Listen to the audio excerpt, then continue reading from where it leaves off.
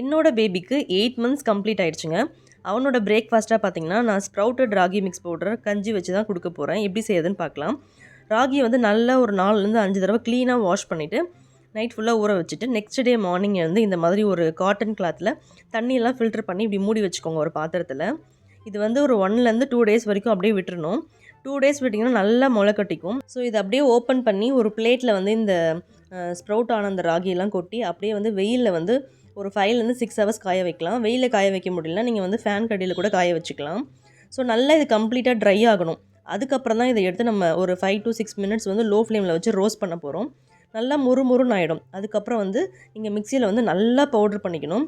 இது வந்து பார்த்திங்கன்னா நீங்கள் வெளியில் கொடுத்து அரைக்கிறதா இருந்தால் நல்லா ஈஸியாக ஃபைன் பவுடர் ஆகிடும். வீட்டிலேயே அரைக்கிறீங்கன்னா மிக்ஸி வந்து நல்லா உங்களுக்கு ஃபைன் பவுடர் ஆனால் தான் வந்து உங்களுக்கு கஞ்சி வைக்கிறதுக்கு ஈஸியாக இருக்கும். பட் நான் என்ன பண்ணுவேன்னா, கஞ்சி வைக்கிறதுக்கு முன்னாடி இதுலேருந்து ஒரு 2 ஸ்பூன் எடுத்து தண்ணியில் மிக்ஸ் பண்ணி லைட்டாக வந்து அதை ஃபில்டர் பண்ணிப்பேன். நீங்கள் வந்து இது வீட்டிலேயே ஒன்ஸ் வந்து சலிச்சுக்கோங்க. ஸோ உங்களுக்கு ஃபைன் பவுடராகவும் கிடைக்கும். எப்போவுமே ராகி வந்து இந்த மாதிரி ஸ்ப்ரவுட் பண்ணி அதை நீங்கள் பவுடர் பண்ணி கொடுக்கும்போது ராகியோட நியூட்ரியன்ஸ் எல்லாமே பேபிக்கு கம்ப்ளீட்டாக போய் சேரும்.